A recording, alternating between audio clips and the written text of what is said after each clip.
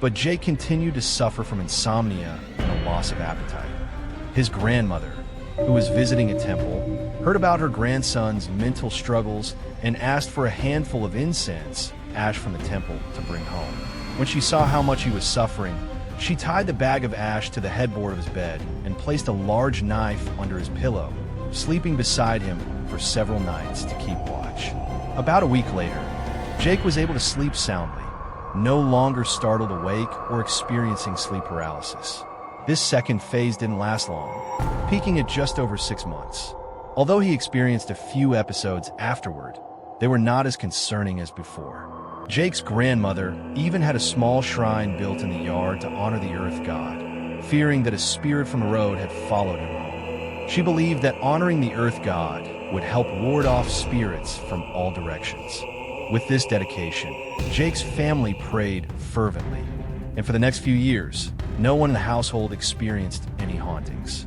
That was until Jake entered phase 3, where the connection with spirits could follow him for life. Because the issue was never fully resolved, when he went to university in the city, the spiritual affinity flared up again. He noticed strange behavior starting 2 months prior, primarily excessive sleeping and mood swings. Sometimes, while chatting happily with friends, he would suddenly snap and then not understand why he was angry. He always felt restless, unable to focus on completing any task, and he began to see and hear spirits. As for his mood swings, I witnessed them firsthand. One time, the whole group was playing cards just for fun, but with a bit of money involved to make it interesting. While playing the 5th round, Jake suddenly lost control. Just seconds before, he had been shouting out for a win, but then he abruptly discarded his cards and threw away someone else's cards, his face contorting in anger as he mumbled something under his breath. We all shouted at him, asking why he was acting that way, but Jake said nothing. He climbed onto the bed, turned his back to us, and fell asleep. The next day, he acted as if nothing had happened. At that moment, Jake's brain waves were interrupted by another frequency, causing him to act involuntarily.